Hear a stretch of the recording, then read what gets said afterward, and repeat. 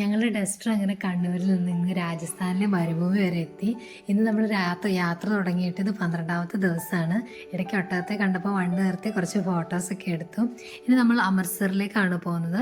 ഭയങ്കര ബ്യൂട്ടിഫുൾ ആയിട്ടുള്ള ഒരു യാത്രയാണിതെന്നാണ് കേട്ടിട്ടുള്ളത്. എന്തായാലും വ്യത്യസ്തങ്ങളായ കാഴ്ചകളൊക്കെയാണ് കാണുന്നത്. ഇത് കണ്ടോ, പട്ടാളക്കാരുടെ ട്രക്കുകളാണ് ഈ കൊണ്ടുപോകുന്നത്. ഒരുപാട് മിലിറ്ററി മൂവ്മെൻറ്റ്സ് ഒക്കെ നടക്കുന്ന ഒരു സ്ഥലം കൂടിയാണിത്. ഇവിടുത്തെ റോഡുകളൊക്കെ അടിപൊളിയാണ്. രാജസ്ഥാനിൽ നിന്ന് അമൃത്സറിലേക്കുള്ള എക്സ്പ്രസ് ഹൈവേ ആണിത്. ഇത് ഓപ്പൺ ആയിട്ട് അധികം ആയിട്ടില്ല. മണിക്കൂറുകളായിട്ട് ഞങ്ങൾ ഈ സ്ട്രെയിറ്റ് റോഡിൽ കൂടെയാണ് പോകുന്നത്. അധികം വണ്ടികൾ പോലും ഇല്ല ഇവിടെ. മാപ്പിൽ കാണിച്ചു തരാം. ഇതുകൊണ്ട് നല്ല സ്ട്രെയിറ്റ് വേ ആണ് കാണിച്ചേക്കുന്നത്. ഇന്നത്തെ ദിവസം മൊത്തം യാത്രയാണ് കേട്ടോ. 400 കിലോമീറ്റർ ആയിട്ട് ഒരു പമ്പും ഇല്ല, റെസ്റ്റോറൻറ്റും ഇല്ല. എങ്ങോട്ട് നോക്കിയാലും സെയിം വ്യൂ. നമ്മളേതോ ലൂപ്പിൽ ചെന്ന് പെട്ടതുപോലെ ഉണ്ട്. കയ്യിൽ കുറച്ച് സ്നാക്സ് ഉള്ളതുകൊണ്ട് രക്ഷപ്പെട്ടു. വെള്ളമൊക്കെ കാലിയായി. കുറച്ച് പച്ചപ്പൊക്കെ കണ്ടു തുടങ്ങിയിട്ടുണ്ട്. 10 മണിക്കാണ് നമ്മൾ ഈ ഹൈവേയിൽ കയറിയത്. ഇപ്പോഴത്തെ സമയം കണ്ടില്ലേ, മൊത്തം 600 കിലോമീറ്ററോളം 9 മണിക്കൂർ കൊണ്ട് ഓടിത്തീർത്തു. എല്ലാവരും നല്ല ടയേർഡായിപ്പോയി കേട്ടോ.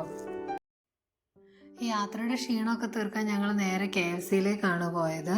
പിള്ളേരെ കണ്ടില്ലേ, അവർക്കൊരു ക്ഷീണവുമില്ല, ഫുൾ എനർജറ്റിക് ആണ്. പക്ഷെ ഞങ്ങളൊക്കെ നല്ല ക്ഷീണിച്ച് തളർന്നു പോയായിരുന്നു. പിന്നെ സേറ ഒരു ടർക്കിഷ് ഐസ്ക്രീം ട്രൈ ചെയ്തു. അവൾ ഫസ്റ്റ് ടൈമാണ് കേട്ടോ അത് കഴിക്കുന്നത്.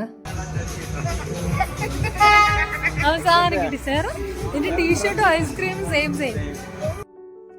ഒരു ട്രെയിൻ കണ്ടപ്പോഴേക്കും കുട്ടികൾ 2 പേരും അതിൽ കയറി. അവർക്ക് ക്ഷീണം ഇല്ലാത്തതുകൊണ്ട് ഇനിയിപ്പോൾ അവർ പറയുന്നതൊക്കെ ഞങ്ങൾക്ക് കേട്ടല്ലേ പറ്റൂ. അങ്ങനെ ഞങ്ങൾ റൂമിലെത്തി. അവിടെ എത്തിയപ്പോഴേക്കും നോയ്ക്കുട്ടന് പഠിക്കണം. പിന്നെ അവൻ്റെ ബുക്ക് തുറന്ന് കുറച്ച് നേരം അവൻ്റെ കൂടെ ഇരുന്നു. അങ്ങനെ ഞങ്ങളുടെ വീഡിയോസൊക്കെ ഇഷ്ടപ്പെടുന്നുണ്ടെങ്കിൽ എല്ലാവരും ഫോളോ ചെയ്യണേ. അപ്പോൾ ഞങ്ങളുടെ യാത്രയുടെ കൂടുതൽ വിശേഷങ്ങളുമായിട്ട് അടുത്ത വീഡിയോയിൽ കാണാം. ബൈ.